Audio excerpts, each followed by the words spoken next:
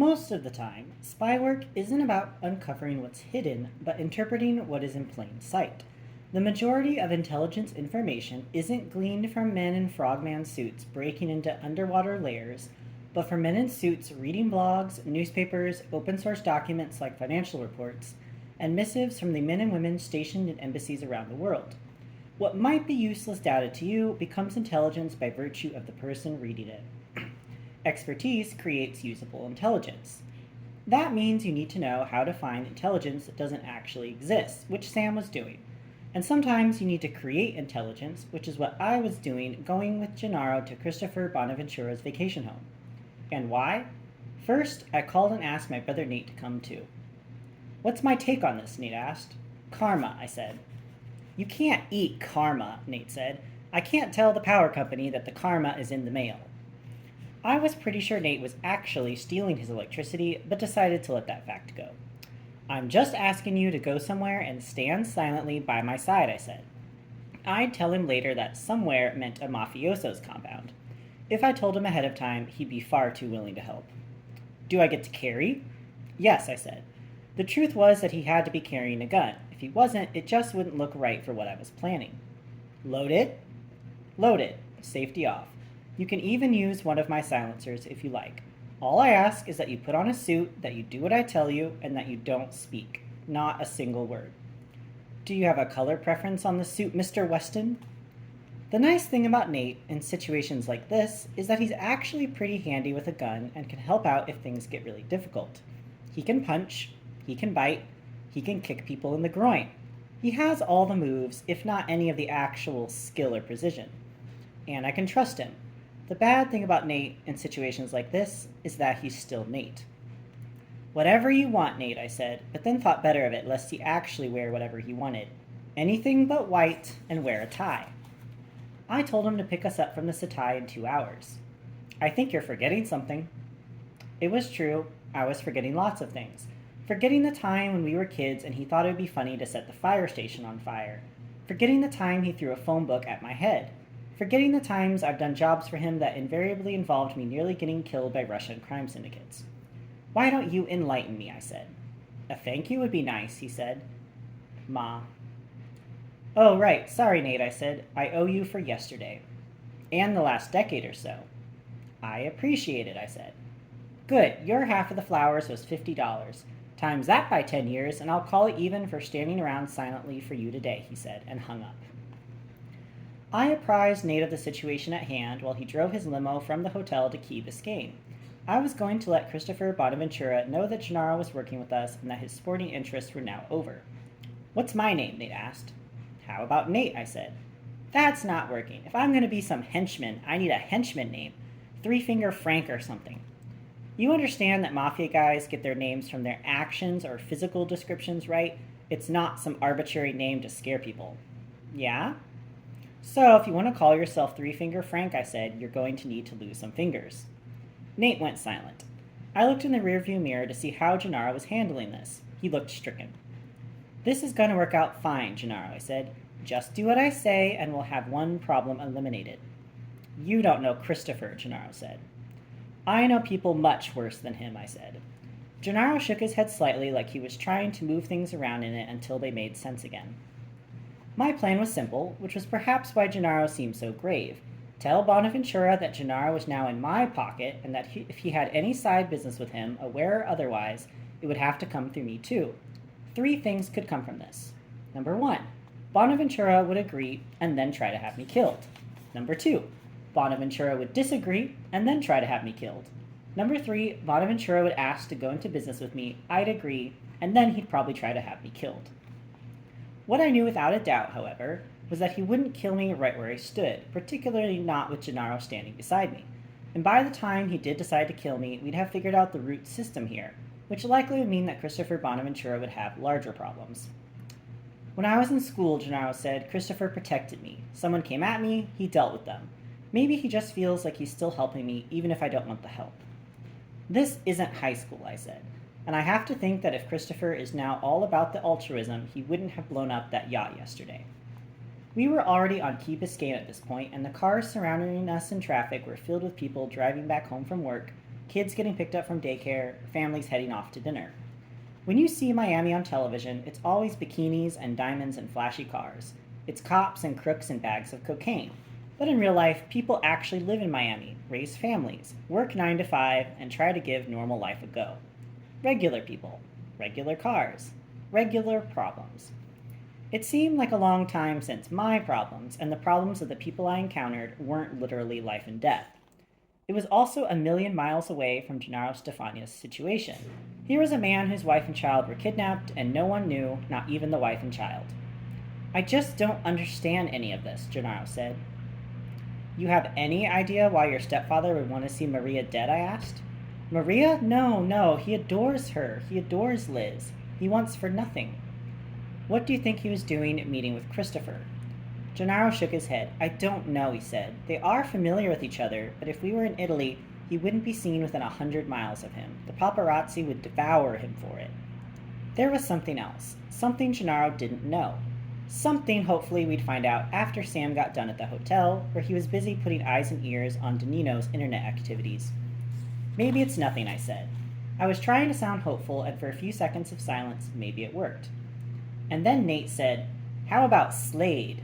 As if we were still talking about the slate of imaginary names he was considering, which apparently to him we were. You want me to call you Slade? What's wrong with that? What's right with that? Look, Nate said, if I'm going into this, I gotta know who I am. Strong, silent, cool, I'm with that. But if I need to flex, I should have a name at the ready. What if I get captured? You want me to just blurt out my name and address and social security number? Flex? At some point, Nate started picking up words from gangster rap and movies where people turn their guns sideways to shoot each other. We're not invading Iran, I said. No one is going to capture you. What's your cover? Sam had a buddy of his dummy up some street credentials for me, which means essentially if anyone goes looking for information on Tommy the Ice Pick, they're likely to hear he's Las Vegas Mafia with Chicago backing. The Sicilians think of the American Mafia, if they're not from the original 5 families, like perpetual rookies. For someone like Bonaventura, the mere idea of checking me out would be admitting that he'd lost a notch. Tommy, I said. Just Tommy? I didn't want to tell Nate about the ice pick part, and I didn't really want Gennaro to hear it either. He was already sweating. From Vegas. Tommy from Vegas? Right, I said. So we're in from Las Vegas, muscling into this action, getting our piece. Nate was near giddy. I turned around and looked at Gennaro. It's going to be fine, I said. He won't be speaking. It was just after 5 when we pulled up to Bonaventura's gate. There were still a good half-dozen men on the other side of it. When they saw us pull up, they opened the gate, and one of the men walked up to the car and tapped on the driver's window. You're at the wrong place, the man said. Sam was right. He looked like a Marine. Even the way he was standing, like he was trying to figure out how to kick down the door of the limo and start shooting. Surprisingly, Nate just stared forward and didn't speak. I got Gennaro Stefania in the back to see the big guy, I said. I was staring forward too, just a profile with sunglasses. The man craned his head into the car and made out Gennaro in the back. You weren't expected today, Mr. Stefania, he said. I didn't know I was coming, Gennaro said, just as I told him to say. Whatever questions anyone had, his answer was the same. He didn't know. I can let you in, the man said, but your detail has to stay out here. That's orders. We're not his detail, I said. You tell the big guy that Tommy the Ice Pick is out here, and either he lets us in with Mr. Stefania, or we start removing Mr. Stefania's non-vital organs. I pulled my sunglasses down and turned to face the guard. Let him see my face. Let him see my eyes. Let him know I wasn't scared in the least. You know what the spleen does, jarhead? Does it have an actual purpose? Because that's the only detail you might want to consider. The guard kept his eyes on me, but didn't show any emotion. One moment, he said, and walked back through the gate, shutting it behind him. Tommy the Ice Pick? Nate said. Tommy Two Toes doesn't exactly scare people, I said. The guards were clustered behind the gate now and were checking their guns and readjusting their Kevlar. Not a good sign. Is this going to work? Gennaro said. Yes, I said. What's the protocol if they start shooting? Nate asked. They're not going to start shooting, I said. Though I wasn't 100% certain of that declaration, it seemed reasonable to me that a firefight on the most expensive street in Key Biscayne would probably bring the kind of bad publicity people tend to shun, even people like Christopher Bonaventura, at least while on American soil. Jarhead stepped away from the group and talked into his Bluetooth for a moment. He nodded twice. He turned and stared at the car. From his facial expressions, you'd think he was trying to decide whether he wanted a latte or a mocha. I could tell he was concentrating, but that he was also assessing the entire situation going on around him. This was not his most difficult experience involving cars, men, and guns. You could almost see him standing in Kabul at a roadblock. The funny thing is that I had the odd sense that I had seen him in Kabul. Not funny like it was amusing, but funny like I was starting to wonder if I was walking into something much larger than myself. A few moments later, Jarhead stepped back to the gate and stood by Nate's window. "Thank you for your patience," he said, his voice flat, friendly even. He looked from Nate to me, maybe a moment longer on me, and then back toward Gennaro. Made eye contact with each of us, let us know he was in control of the situation. "Mr. Bonaventura would be happy to meet any friends of Mr. Stefania's.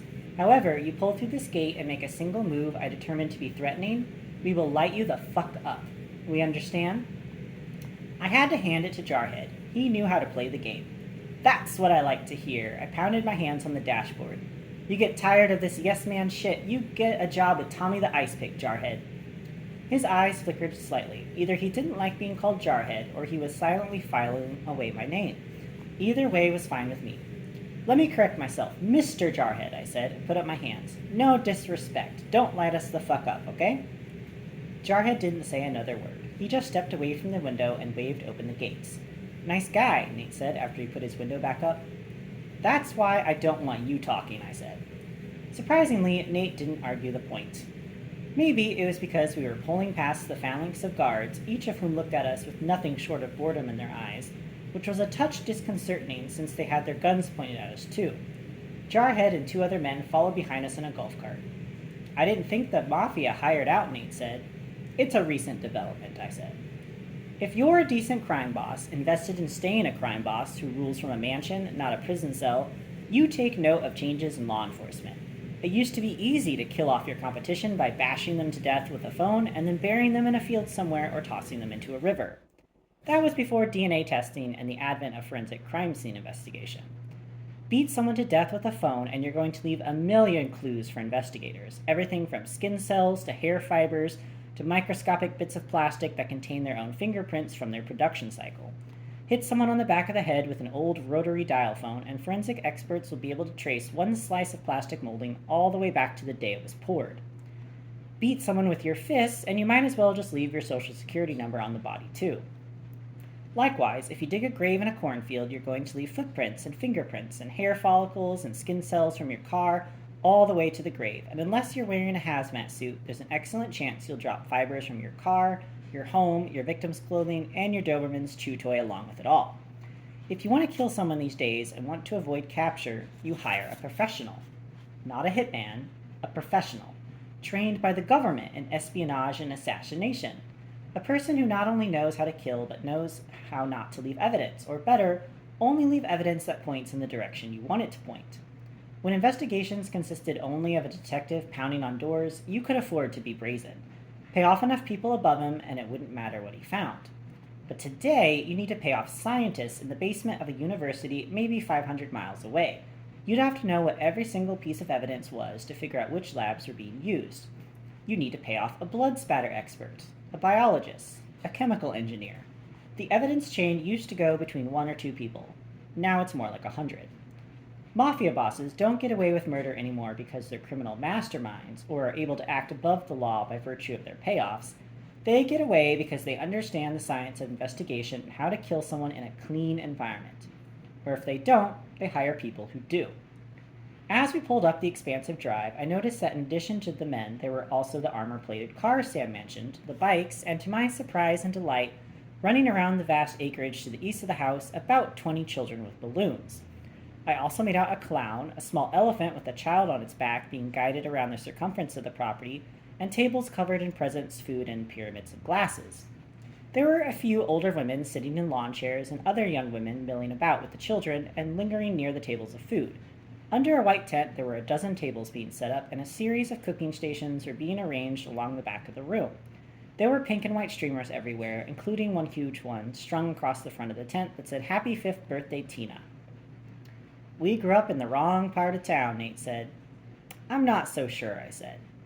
"Did I even have a 5th birthday?" I told him I thought we went to Red Vest Pizza, a place our father liked to go on account of the dollar beers. There wasn't a pachyderm in sight if you're curious, I said. Who is Tina? I asked Gennaro. Christopher's daughter. This new information, the party, required a distinct change in thought. Gennaro, I said, if at some point during this meeting it looks like there's going to be a fight, just know that I'm not going to let anyone hurt you, okay? What? Gennaro said, now in full panic. When was the last time you were in a fight? Never, he said. Not once? I told you, Christopher protected me when we were kids, and these days I have people like you. People like me. Great. If it looks like a situation where you might find yourself in a compromised position, I'll hit you first. If I have to hit you, just know you probably won't remember it. This didn't ease Gennaro's panic, but it probably won't come to that, really, so just be calm. I actually wanted Gennaro slightly uneasy, as if he were really being yanked about by someone like Tommy the Ice Pick. Christopher Bonaventura was in the Mafia, Tommy the Ice Pick was in the mob. The difference is that a person like Tommy the Ice Pick would actually kill you with his own hands. Christopher Bonaventura was more about outsourcing. And Nate, don't do anything, okay? I don't want you getting hurt either. These guys aren't thugs, they're actual professionals. Something happens to me that I can't control, you're not going to control it either. Then why am I here? In case I need you to do something, and in that case, make it happen. That got Nate smiling. There's a part of Nate's reptilian brain that responds well to conversations that essentially state the obvious, but in ways you might hear in old Clint Eastwood movies.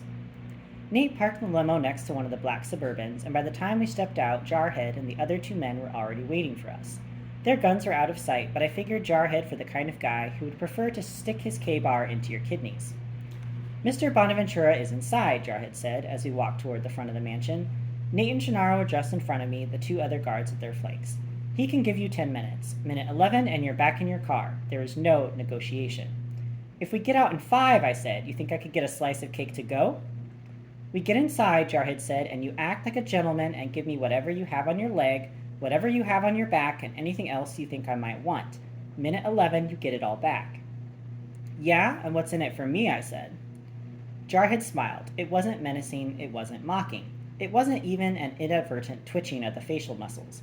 It looked like Jarhead was actually happy about something. Your meeting goes off without a hitch, he said. Mr. Stefania and your silent friend get out alive, and I don't tell Mr. Bonaventura that I know you. Jarhead stepped in front of me before I could answer him and opened the front door of the house into a foyer inlaid with marble. Inside, a steady stream of people moved back and forth with huge platters of food held head high. Small gold dogs scurried about and barked.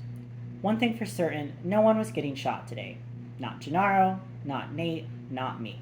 But that didn't make any of this good news. If Jarhead knew me, he knew a lot more too.